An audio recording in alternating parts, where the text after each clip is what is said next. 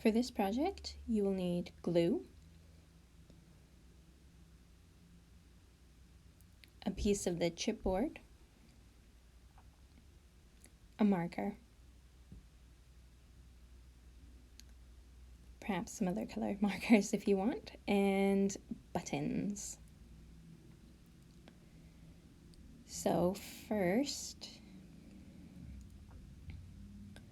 what we're gonna do is draw our tree.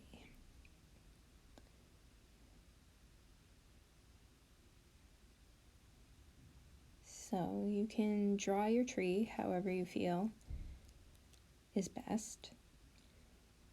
And don't worry too much about it being incredibly pretty because most of the top of the tree will be covered with buttons.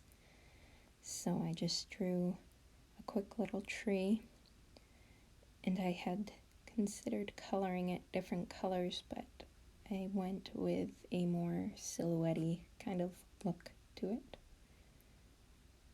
And then I just colored it in black so that it looked more like a silhouette. I wanted the highlight to be more the buttons and the leaves.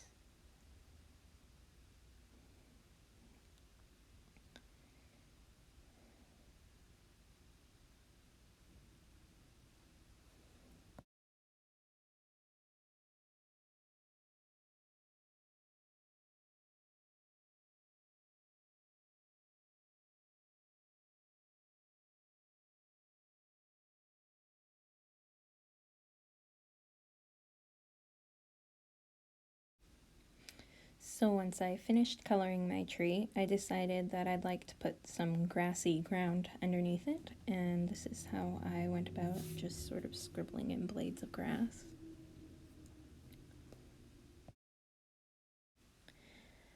So this next part should be fairly simple. We're just going to take regular white glue and we're going to glue our buttons onto our tree.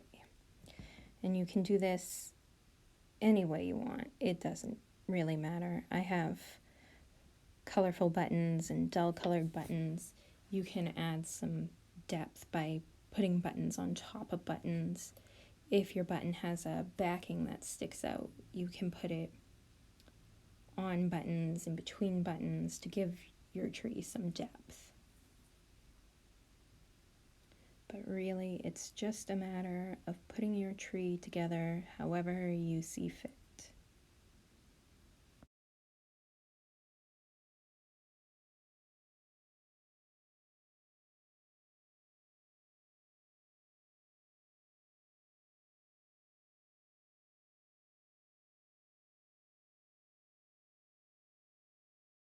So this is my tree with all of its button leaves.